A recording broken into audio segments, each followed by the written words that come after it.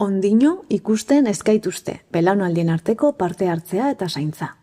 Nire amaren laguna, zer izan nahi duzu handia zarenean? Ni, umentzako ipuin idazlea. Elkarrizketa hau askotan nire bizitzan errepikatu zan. Solaskideak aldatzen ziren, baina hitzak berdinak ziren. Belaunaldi bakoitzak, oroar, beste batekin interakzioan aritzeko errepertorio mugatua du, eta galdera horrek nire haurtzaroa zeharkatu zuen. Erantzuna nahiko argia neukala uste nuen. Ipuinak idazten lan egin nahi nuen, beste ume batzuei irakur ziezaieten. Azkenean, nire bizitza umeekin bizi dudan ipuin hori dela iruditu zitzaidan, eta ni horren inguruan idazten saiatu naiz. Protagonismo horren inguruan, gogoeta bat egiteko eten bat egin nahiko nuke orain. Oro har, haurtzaroei protagonismoa ukatu egiten zaie, eta zertaz egina dagoen jakiteak, jakimina handia sortzen dit. Kalean eta akademian umeek bizitza publikoan parte har dezaten aldarrikatzen dugu, eta esperientzia horiei buruz argitaratzen dugu. Desberdintasuna ere heldukeria dela, eta umeekin borrokan egin nahi dugula oihukatzen dugu. Paperrak eta pankartak idazten ditugu, hitzaldiak eta osoko bilkurak egiten ditugu. Beste batzuekin egitea zer den jakitea nahi dugu, hau da, lehenago edo geroago etorri diren horiekin, denborarekin beste harreman bat bizi dutenekin alegia. Kapitalaren aroaren hasieratik, haurtzaroek beren bizitzetan eragina duten erabakietan parte hartzeko aukera eztabaidatu da. Falta danagatik iritzia emon, antolatu eta besteekin batera aldarrikatu. Gure herrialdean, Argentinako gizartean, haurtzaroaren leku pasiboa arautu zuten lehen legeak, 1907 urteko maizterren grebaren ondoren zigortu ziren. Non umeek protagonismoa partekatu zuten beste belaunaldiekin. Mende bat baino gehiago ostean, zuzenean eragiten dizkieten hobekuntza ekonomikoak eskatzen dituzten eta umeekin manifestazioetan agertzen diren erakunde eta familiai zigorrak ez esartzeko funtzionarioekin borrokan jarraitzen dugu. Asko dira haurtzaroak gauzak egiteko gai ikusten ez dituzten pertsonak, eta politika eta ekonomiaren munduari zuzenean lotuta ez daudenak ere. Orduan, denek parte hartzea, zer den zehazteko eztabaidatzen dute, batzuetan eskubidea baita, eta besteetan privilegioa, batzuetan desiragarria, eta beste batzuetan debekatua, baina inork ez daki haurtzaroekin zer harremana duen. Ez dut kontzeptoren soinua definizio itxi batekin ondatu nahi, baizik eta zerbaiten parte izatearen kitzikapenarekin gogorekarri. Bere burua, kontuan hartzeko poz hori, axola digun gauza bati buruz zerbait erabaki eta haren aldaketa ikusi ahal izateko dardaratzen gaituen erotika hori.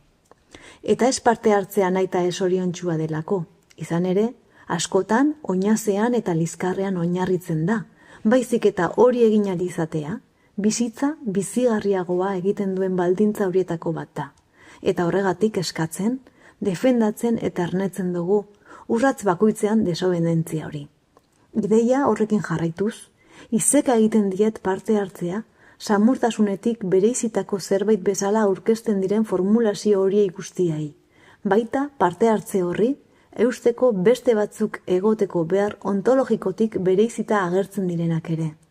Gu izateko bestengandik askatu behar bagina bezala, gure nahiak eta erabakiak osatzeko eta gure beharrak asetzeko beste horren beharrik ez bagenu bezala. Norberaren bizitzan parte hartzea beti bestekin egotea da, eta horregatik parte hartzea eta babesa, autonomia eta zaintza bereizten dituzten pentsamenduaren dikotomia horiek ezabatzea da nahia. Orduan, gure azalaren xaurgarritasunetik eta gure agentziaren lausotasunetik parte hartzea ukitzen dugu. Inoiz ezin garelako ziur egon besteekin topo egiten dugunean zer nahi izango dugun, besteekin ditugun harremanak baino ez bagara. Zertaz egina dago parte hartzea? Nola eman bere hutsuneak eragiten duen kaltearen berri? Nola okertu bere izatearen arauak? Nola kontatzen dugu bere existentzia?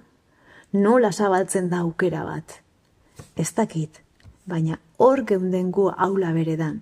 biziraupen eta borroka estrategiak lantzen, heldukeri patriarkalaren aurka, desberdintasun paurperizantearen kapitalismo bortitzaren aurka, zeinak korputzen makurrarastea sustatzen duen, eta iraultzak garaestik kobratzen dituen. Baina haiek, nirekin daudenez, pandemia batean elkarrekin geundenez eta hor jarraitzen dugunez, belaunaldien arteko topaketetan ipuina kontatzera animatzen naiz. Belaunaldien artekoak egitea. Pandemiak dena grisez estaltzen zuenean eta desberdintasunak indartzen zituenean gu elkar zaintzen ginen. Belaunaldien arteko kolektibo gisa deskubritu ginen. Alde guztien parte hartze lan gisa.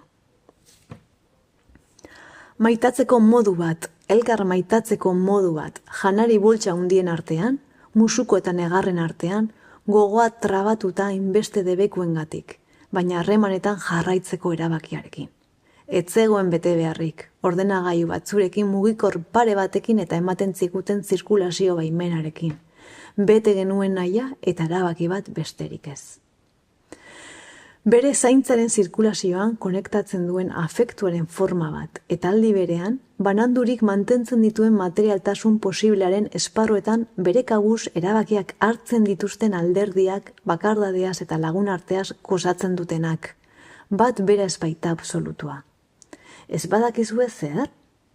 Hobe gehiegi ikusten ez bagaituzte, horrela ez gaituzte beren arau eta zailkapenetatik izorratuko. Horrela, manifestazio batean, kaleko argiak noiz nahi ditugun eta azalpenik eman gabe, oharkabean noiz pasa nahi dugun aukera dezakegu.